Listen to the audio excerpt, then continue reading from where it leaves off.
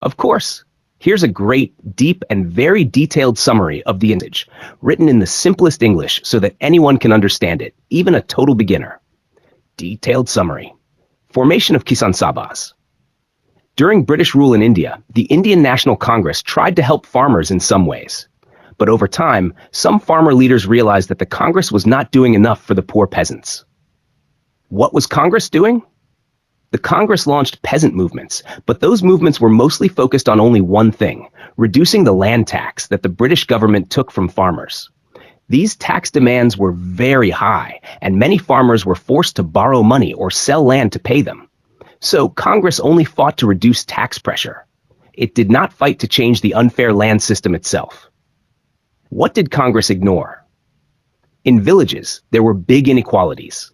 Zamindars, rich landowners, collected rent and exploited tenants, poor farmers.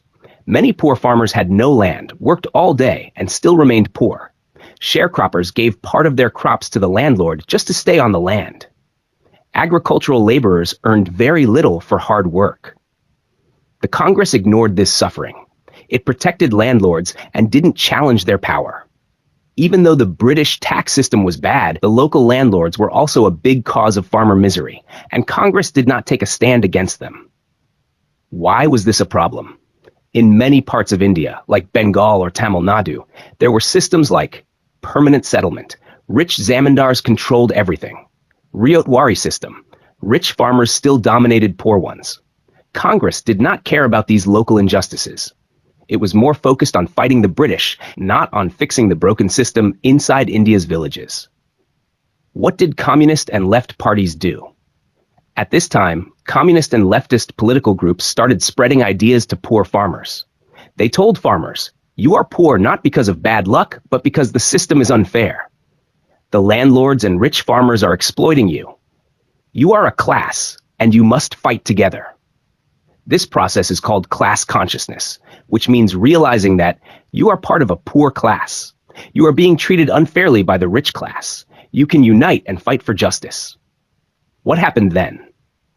These ideas inspired poor farmers. They started forming their own organizations, called Kisan Sabhas, farmer associations. These Kisan Sabhas were not controlled by the Congress.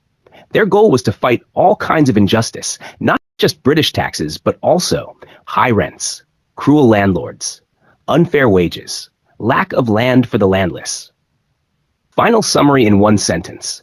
The Kisan Sabhas were born when poor farmers realized, with the help of communist ideas, that the Congress was not fully fighting for them, and that they needed their own united movements to fight not only British rule, but also the injustice by Indian landlords and rich farmers. Would you like me to give you a timeline of key events in the Kisan Sabha movement, a map of where they were strong, or a comic strip of this summary? Let me know how you'd like to learn more. Here is a great, deep, and simple summary of the full passage about the formation of Kisan Sabhas and their goals, explained step by step like teaching a beginner or child. 1. What are Kisan Sabhas? Kisan means peasant or farmer. Sabha means a group or association.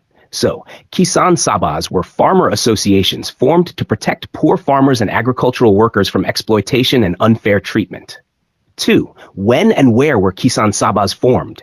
In the 1920s, Kisan Sabhas began to form in Bengal, Punjab, United Provinces, UP, now called Uttar Pradesh.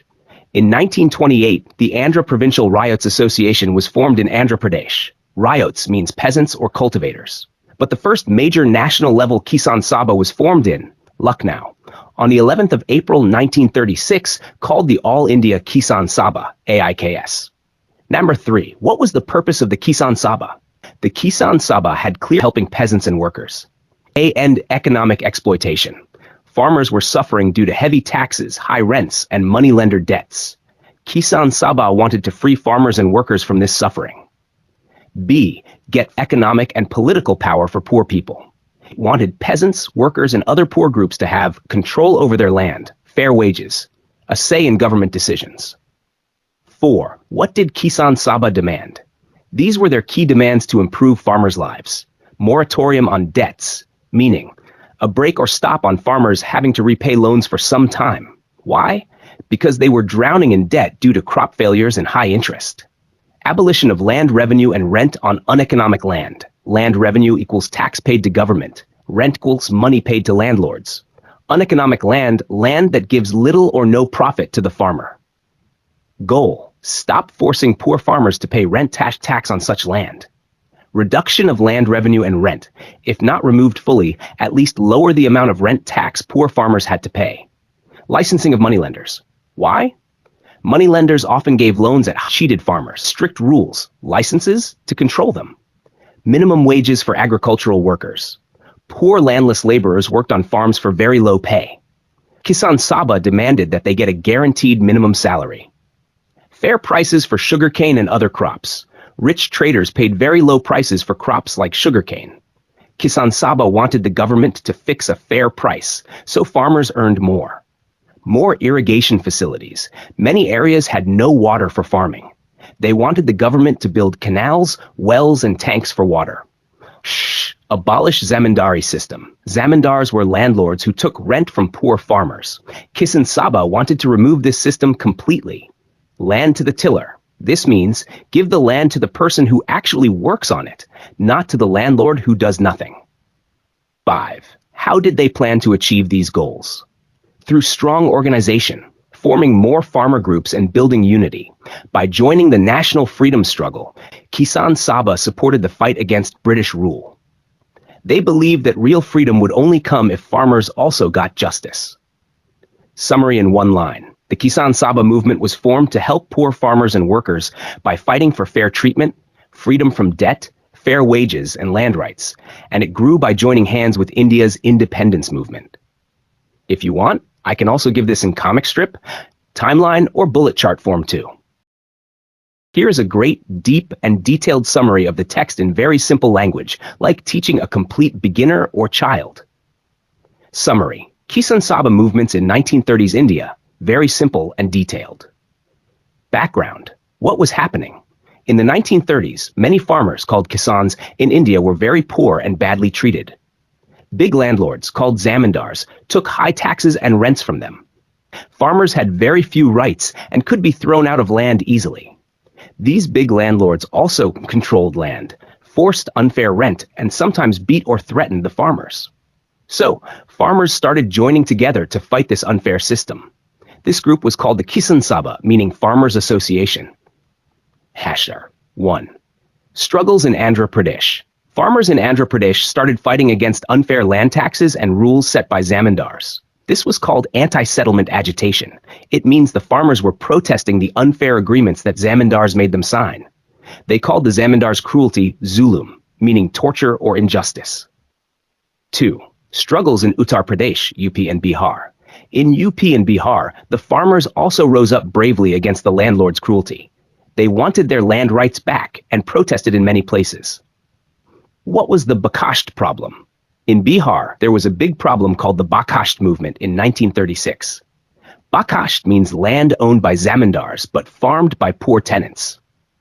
The tenants, poor farmers, grew crops on this land and gave a portion of their crop as rent to the landlord.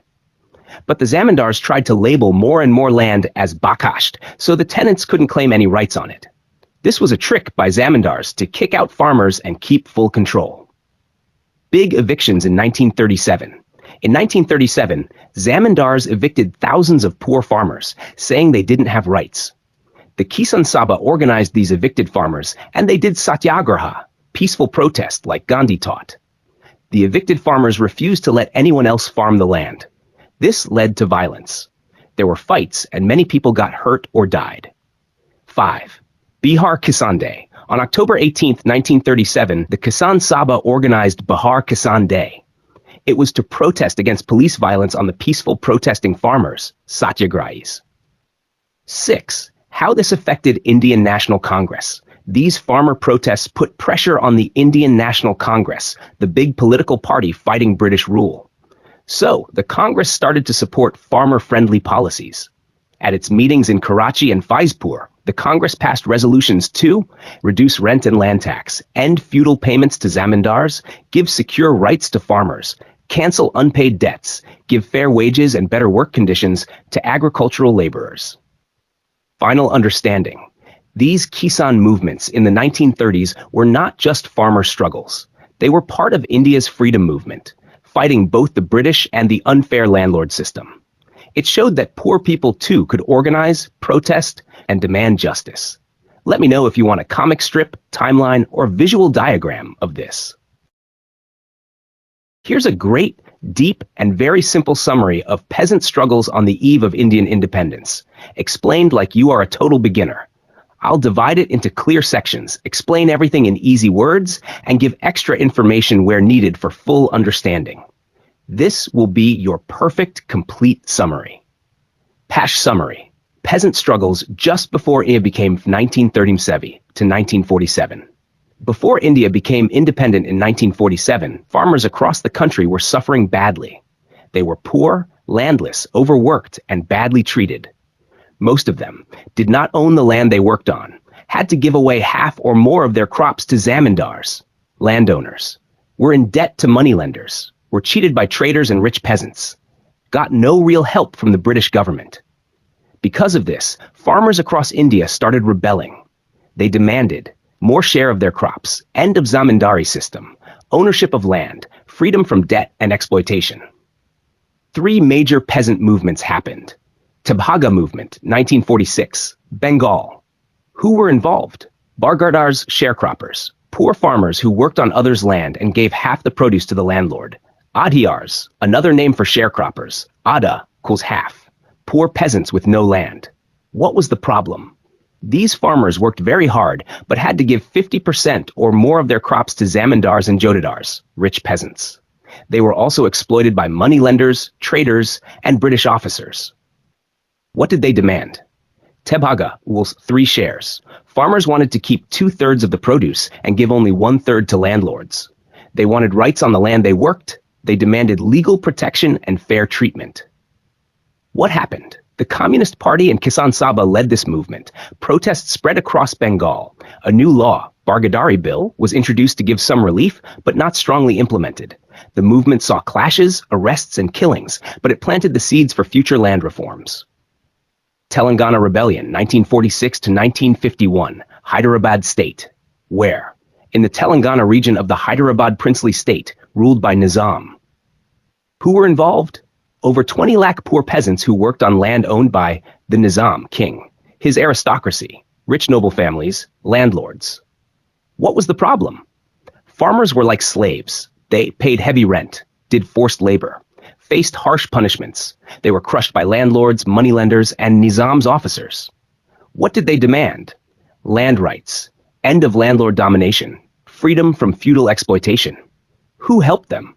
Communist Party trained peasants and led an armed struggle. They got support from Praja Mandal, People's Movement in Princely States, Congress, Arya Samaj, Telugu people demanding Vishal Andhra, a big Telugu-speaking state. What happened? India sent its army in 1948 and took over Hyderabad. But the peasant fight continued. Landlords fled or were killed. Finally, in 1951, the Communist Party withdrew the movement and changed its plan. This rebellion led to later land reforms in Andhra Pradesh. Worli Revolt, 1945, Western India. Where? Thane district near Bombay, Mumbai, done by Varli tribal people. Who were involved? Adivasi, tribal farmers, known as warlists. What was the problem? Warlists were exploited and abused by forest contractors, made them work without pay, moneylenders, trapped them in debt, rich farmers and landlords, all with silent support from the British government. What did they demand? Fair wages, end of free labor, right to forest land, relief from debt. Who helped them? Kisan Sabha took up their cause. Communist Party gave leadership and ideas. They organized the warlists and started a revolt in May 1945. What happened? Police tried to crush them, arrested many, but the warlists did not stop. They became braver and more united. This showed that even tribal people could fight for justice. What happened after independence, 1947? Good. India became free from British rule. Bad. The agrarian, farming system remained old and unfair. Landlords still controlled land. Peasants still had no land or rights. Promised reforms came very slowly and were not enough. Big problem. India inherited a feudal farming system. Few rich landlords, many poor landless farmers. It needed big changes. Land to the tiller. Give land to those who work it. End of zamindari. Better farming support. Reality. Even after 46 years of independence, these dreams were not fully achieved. Farmers were still struggling and poor. Final takeaway. These three movements, Tebaga, Telangana, and Worli, were signs of huge anger in Indian villages.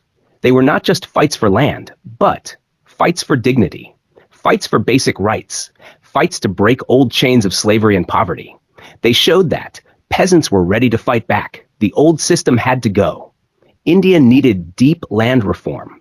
Though not all goals were achieved, these struggles inspired future change and built the foundation for later farmer movements in India.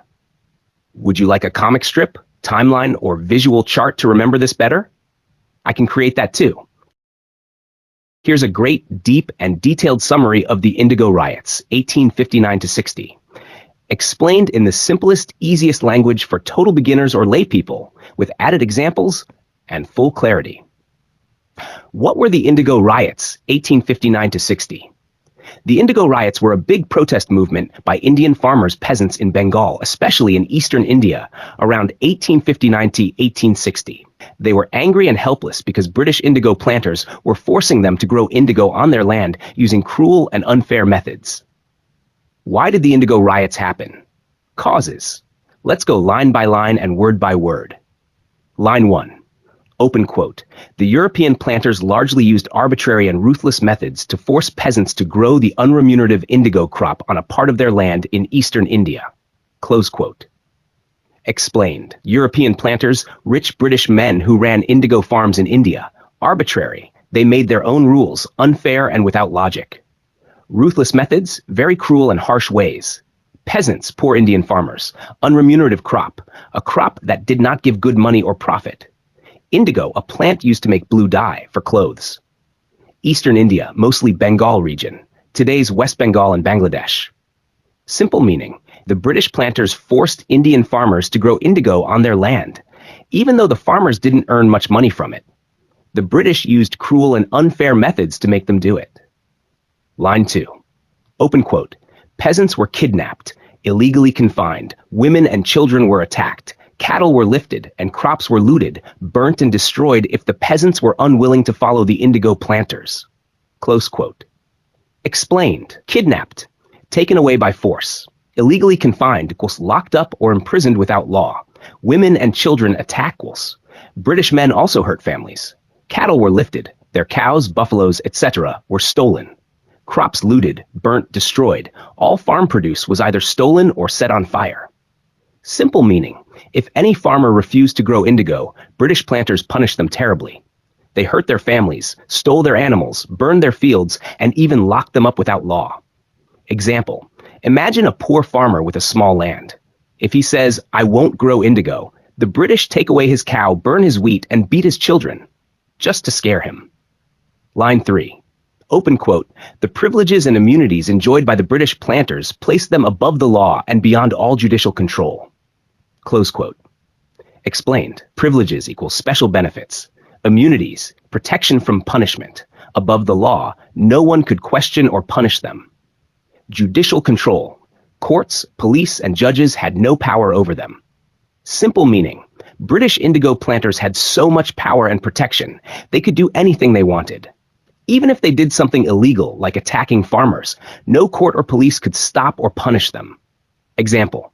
If a planter burned a farmer's hut, the farmer couldn't even go to the police because the law supported the British, not the Indian peasants. Line 4. Open quote. Farmers were paid in advance and were made to sign indentures which were much lower than the market prices. This was known as Dadni system. Close quote. Explained. Advance equals small amount of money given before work. Indentures equals legal papers or contracts, but forced. Lower than market prices equals very low payment, much less than real value. Dadni system. This unfair system of forced contract for growing indigo ale. Simple meaning. British planters gave a little money to the farmer before planting. But in return, the farmer had to sign a contract to grow indigo, and he was paid a very low price, not the real market rate. The Dadni system forced farmers into a trap. They took the advance because they were poor, and then they had no choice but to grow indigo for a very unfair price.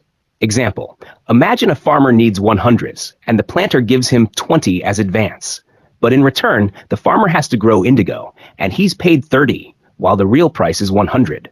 The farmer loses heavily. What did the farmers do? Finally, the farmers refused to grow indigo, protested in large numbers, and fought back. This mass protest became the Indigo Revolt, 1859-60. It was mostly non-violent but very powerful. They said, "We will not grow indigo anymore." What happened after the revolt? The protests became so big that even British officers started supporting the peasants. A report was made called the Indigo Commission, which agreed that the planters were wrong. Finally, the British stopped forcing indigo cultivation in Bengal.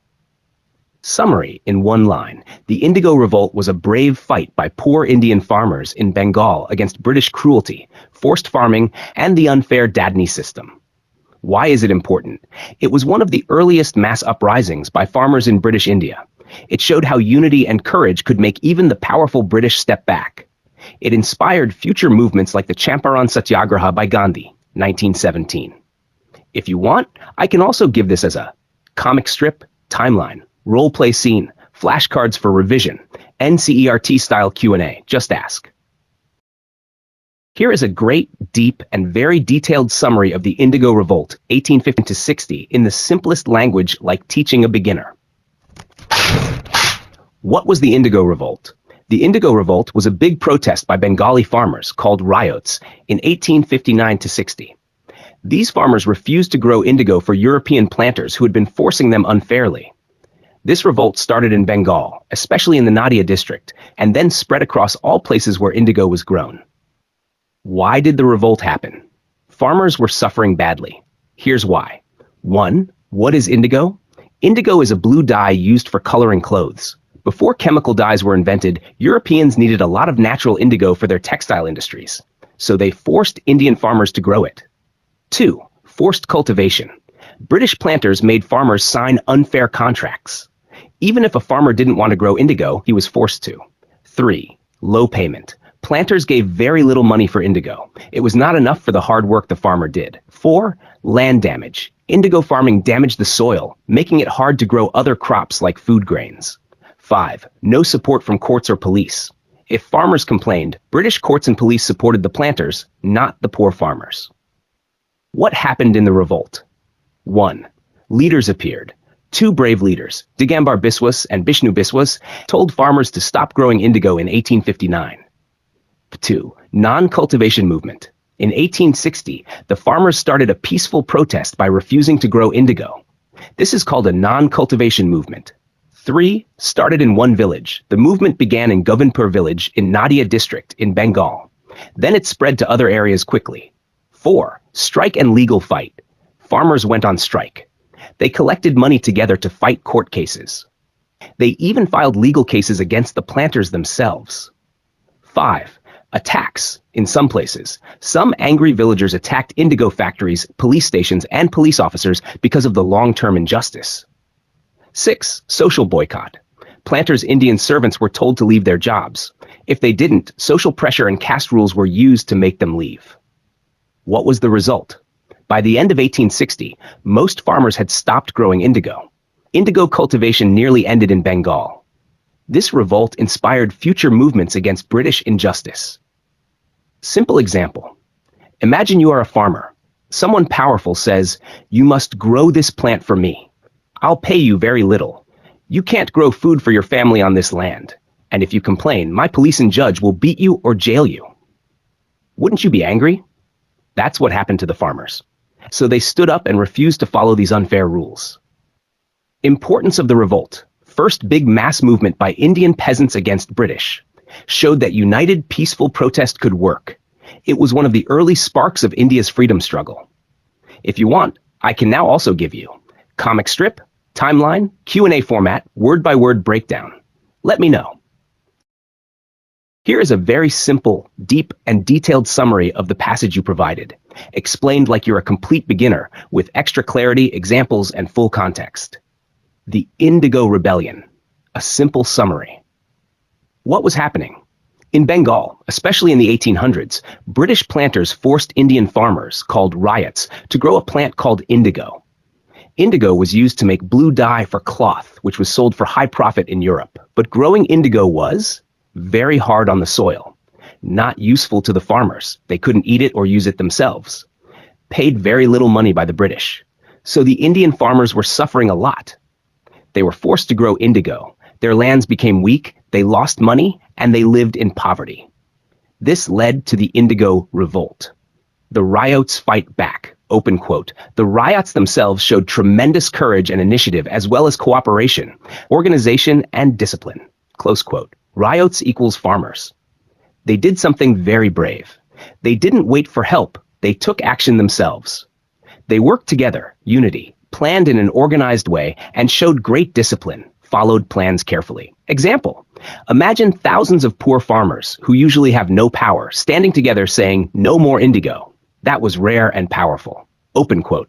There was also complete Hindu-Muslim unity. Close quote.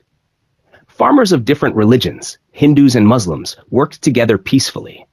This was a big deal because even though they had different beliefs, they all faced the same injustice from the British. Example, like teammates in a cricket match. Different roles, different skills, but one goal, to win together. Open quote. Not being able to withstand the many-sided and united resistance, the planters began to close their factories. Close quote. The British indigo factory owners were shocked by how strong and united the farmers were. So they started shutting down their factories because they couldn't force the farmers anymore. Open quote. A process that was sped up by the government notification of November 1860. Close quote. The British government in India saw how serious this was. In November 1860, they gave a new official order called a notification. Open quote, which declared that the ryots could not be compelled to grow indigo. Close quote. The order said that farmers could not be forced to grow indigo anymore. So now, farmers had freedom to choose what crops they wanted to grow. Open quote. And that it would ensure that all disputes were settled by legal means. Close quote. If there were any problems, like fights or arguments between farmers and planters, they had to be solved in court, not by beating or threatening farmers. Victory for the farmers. Open quote, the ryots soon had a great victory, though for limited and immediate cause. Close quote. This was a real win for the farmers. Even though it was not a big revolution, they won their small goal, no more forced indigo farming. Open quote. This was the first strike of the Indian peasants, and it succeeded. Close quote. This was like a worker strike, when all the farmers said, "We will not grow indigo anymore." And they won. It was the first successful peasant strike in Indian history. Open quote. The same story was repeated in 1867 to 68 in Champaran, Bihar. Close quote. A few years later, in Champaran, part of Bihar, farmers again protested against indigo planters in a similar way. Champaran would later become famous in 1917 when Gandhiji led a movement there, but this was an earlier version of that struggle. Government action. Indigo Commission. Open quote. Thus, in the same year, the government formed Indigo Commission under W.S. Seton Carr to look into the grievances of the peasants. Close quote. The British government formed a special group to investigate the farmers' problems. This group was called the Indigo Commission, and it was led by a man named W.S. Seton Carr. Open quote, which confirmed the exploitation of farmers. Close quote. After studying everything, the commission agreed that the farmers were being badly treated, so the British planters were officially blamed. Support from society. Open quote. The indigo peasants got tremendous support from the intelligentsia and the press, as well as the missionaries of Bengal. Close quote. Many educated people, newspapers, and Christian missionaries supported the farmers. Open quote. Outstanding in this respect was the role of Harish Chandra Mukherjee, editor of the Hindu Patriot. Close quote. A journalist named Harish Chandra Mukherjee wrote strong articles in his newspaper, Hindu Patriot, in support of the farmers. His voice was very important. Open quote. Deen Bandhu Mitra's play Neel Darpan, which was translated by Michael Madhusudan Dutta, was to gain great fame for vividly portraying the oppression by planters. Close quote. A play called Neel Darpan, meaning Blue Mirror, was written by Deen Bandhu Mitra. It showed the suffering of indigo farmers in a very emotional and powerful way. Famous writer Michael Madhusudan Dutta translated it into English, so it reached British readers too. This helped spread awareness about the cruelty of the British planters. Open quote, Christian missionaries also supported their movement. Close quote. Even Christian priests and missionaries, who were mostly British or European, supported the Indian farmers. This shows how badly the planters behaved, that even other British people started siding with the Indian ryots. Final understanding. In short, poor Indian farmers were forced to grow indigo by powerful British planters. Farmers united across religion and showed courage, teamwork, and discipline. They started refusing to grow indigo, which caused factories to shut down. The British government finally agreed that farmers couldn't be forced anymore. This was India's first major farmer movement, and it succeeded. Writers, journalists, and missionaries helped spread their message. It was a small victory, but a very important moment in India's freedom journey. If you'd like, I can also make a comic strip or timeline poster summarizing this entire story visually. Absolutely. Here's a great, deep, and detailed summary of the Pabna peasant uprising, written in the simplest, clearest language possible, while covering every important point step by step. Great, deep, and detailed summary of the Pabna peasant uprising, 1873 to 1876.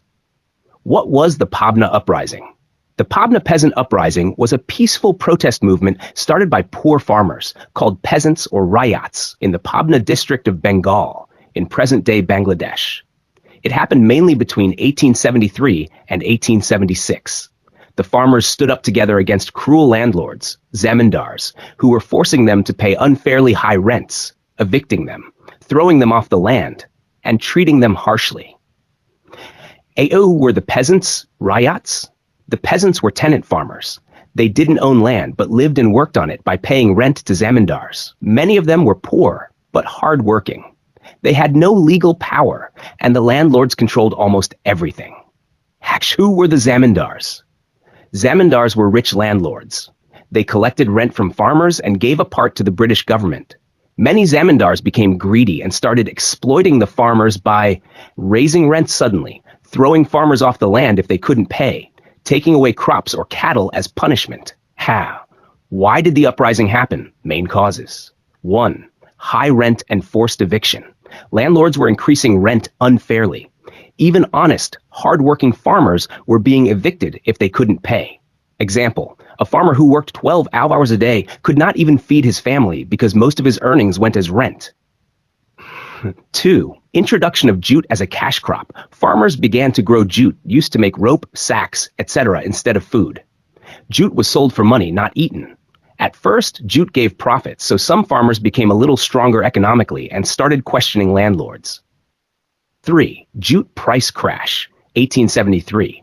In 1873, jute prices suddenly fell. Farmers had no money and no food. This led to a near-famine condition. Even then, landlords said, open quote, pay more rent, close quote. This was the breaking point for farmers. What did the peasants do? 1. They formed a union. In Yusuf Shahi Pargana, a part of Pabna, farmers came together. They created a peasant union, a team of peasants to fight back. 2. They refused to pay rent. The union told all farmers, open quote, don't pay unfair rent to the zamindars, close quote. This was a huge act of courage as the zamindars were powerful. 3. They used the law, not violence. Instead of fighting with weapons, they collected money, hired lawyers, filed cases in court. This made the movement peaceful but powerful. 4. They spread awareness. Peasant leaders held meetings, spoke to other farmers, taught them their rights. This created unity and confidence among peasants. Was there any violence? Most of the movement was peaceful and followed the law. But in a few places, small incidents of violence happened. Example, a few landlords were attacked or their crops destroyed, but overall it was known as a non-violent protest. What was the result of the uprising? A. Immediate success. The landlords not to increase rent forcefully. Some zamindars stopped evictions. B. Long-term legal victory. Bengal Tenancy Act, 1885. In 1885, the British passed the Bengal Tenancy Act. This law gave legal rights to peasants. Zamindars could no longer increase rent without reason. Peasants could not be evicted easily. Peasants' rights were officially recognized. This showed that the Pabna uprising worked. Importance of the Pabna uprising. It was one of the first peaceful and organized peasant revolts in India. It showed that legal and united protest could bring real change. It was a model for future peasant movements across India. It exposed the greed of zamindars and the failures of the British system. Final summary in simple points. Fact, simple explanation. 1. When? Around 1873 to 1876. 2. Where? Pabna, Bengal, now in Bangladesh. 3. Who protested? Poor peasants, rayats. 4. Against whom? Rich zamindars. 5. Why? High rent, evictions, jute price crash. 6. What did peasants do? Formed union, refused rent, used court. 7. Peaceful or violent? Mostly peaceful, some violence. 8. Result? Bengal Tenancy Act, 1885, gave peasants land rights. 9. Importance? First legal, peaceful peasant protest inspired future farmer movements. Moral of the story. Even the poorest people, when united and peaceful, can bring big changes and fight injustice, not by violence, but by using their voice, unity, and the law. Would you like a comic strip of this? A chart or diagram? A simple quiz to check your understanding? Just ask. I'm here to make history easy, deep, and unforgettable.